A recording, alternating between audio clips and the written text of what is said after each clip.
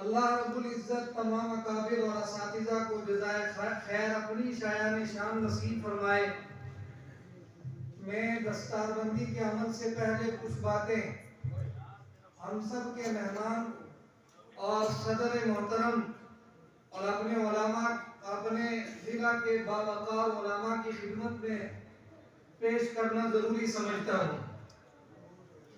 جناب صدر، مہمانان خصوصی اور رہنمایان قوم و ملت، آج کے اس بابرکت اجلاس میں ہم خدام جامعہ اپنے تمام مندوبین حضرات کا خلوص دل سے خیر مقدم کرتے ہیں۔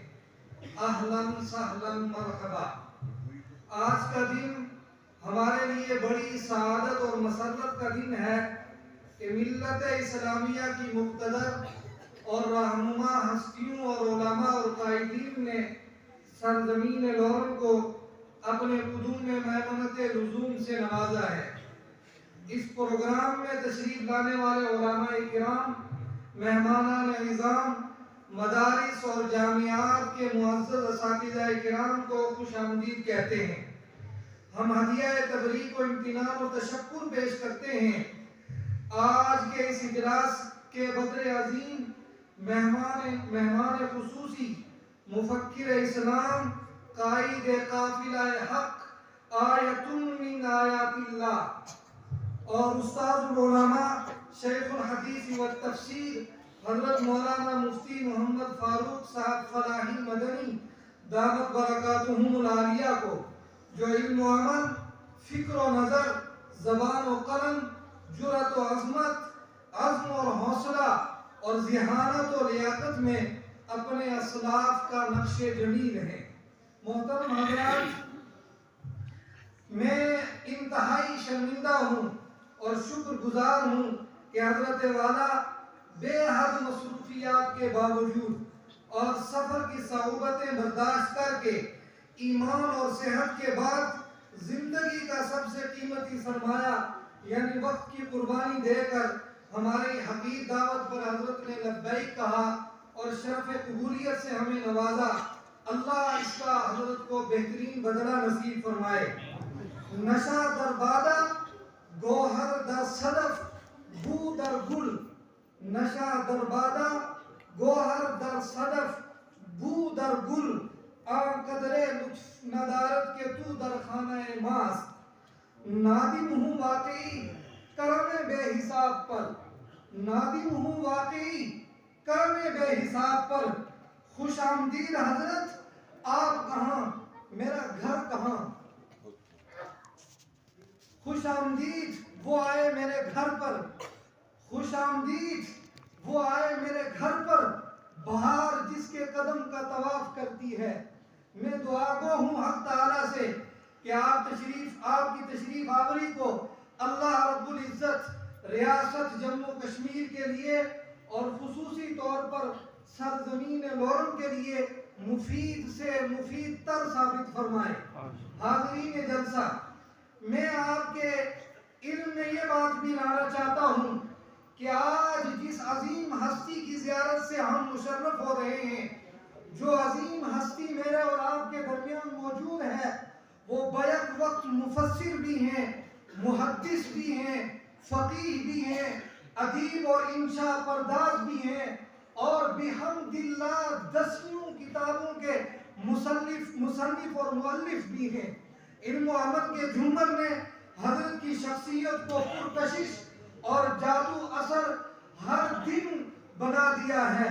ہر دن آنے والا حضرت کی شخصیت کے لیے الحمدللہ ثم الحمدللہ مقبولیت عامہ کا ذریعہ ہے۔ اس کے ساتھ ساتھ میں آپ حضرات سے یہ بھی درخواست کرتا ہوں، مخلوق میں بے شمار لوگ ایسے پیدا ہوئے ہیں جو کیمیا گھر اور اکسیر ساز ثابت ہوتے ہیں۔ انہی لوگوں میں سے ہیں حضرت، انہی لوگوں میں سے ہیں کہ خاک را بنظر کیمیا کند کے مظہر تابہ ہیں، جن کی نگاہ میں خدا جانے مٹی کے کتنے تودے آئے اور سونا بن کر نکلے ہیں۔ اللہ پاک حضرت کے اس فیض کو ملت کے لیے ہمیشہ کے لیے قبول فرمائے۔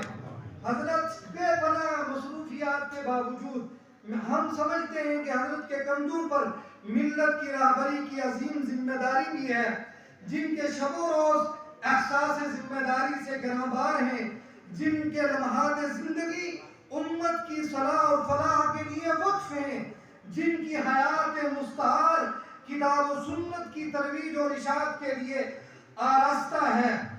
اللہ پاک ان تمام خصوصیات کو ملت کے حق میں حضرت کے قبول فرمائے۔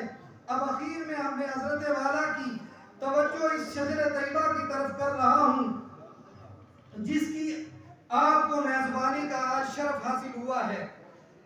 میں صدر محترم اور مہمان خصوصی اور علماء کرام اور دانشوران قوم و ملت کو یہ بتانا چاہتا ہوں کہ اس دور افتادہ اور گمنام پہاڑی اور برفانی علاقے میں اسباب و وسائل کی تہی دامنی اور انتہائی بے سر و سامانی اور نامساعد حالات کے باوجود خلوص اور ایمان اور کی طاقت اور توکل کے سرمایے اور یقین کی پختگی اور خدمت خلق کے جذبے کے ساتھ حضرت مولانا زاہد الحسن قاسمی ادام اللہ فیوضہم علینا ہمارے درمیان اس وقت وہ حضرت موجود نہیں ہیں، بیمار ہیں اور بیماری کی وجہ سے حضرت تشریف نہیں لا سکے۔ حضرت نے 1 جنوری 1998 میں اس علاقے کے بااثر شخصیات کے مشورے سے اس ادارے کی بنیاد ڈالی، جبکہ یہاں کی فضا رسومات قبیحہ، بدعات اور خرافات سے آلودہ تھی۔ مخالفتوں کے طوفان آئے، مشکلات کی چٹانیں کھڑی ہوئیں، لیکن ان تمام مشکلات میں مردانہ وار قدم رکھا اور اس مرد خدا درویش نے عزم اور حوصلے سے مخالف طوفانوں کا رخ موڑ دیا اور چٹانوں کو چور کر دیا۔ ٹائم بہت مختصر ہے۔ آج بحمداللہ حضرت یہ ادارہ ہر اعتبار سے معنوی اور سوری اعتبار سے ترقی کی راہوں پر گامزن ہے، لیکن طلبہ کی بڑھتی تعداد اور مستقبل کے منصوبہ جات کے پیش نظر جگہ کی شدید قلت ہے، جس کی خریداری کا عمل زیر و غور ہے، تاکہ طلبہ کے لیے قیام گاہیں اور درسگاہوں کا انتظام کیا جا سکے۔ اسی طرح اسکول کی بلڈنگ اور گراؤنڈ کے لیے تعمیر اور ضمیر کی ضرورت ہے، جو زیر غور ہے۔ آپ حضرات سے درخواست ہے، خصوصاً حضرت سے اور صدر محترم سے، حضرات علماء کرام سے اور پورے مجمع سے درخواست ہے کہ دعا فرمائیں، اللہ رب العزت ادارے کے ان منصوبہ جات میں ادارے کی مدد فرمائے اور خزانہ غیب سے اللہ تمام اسباب کا انتظام فرمائے۔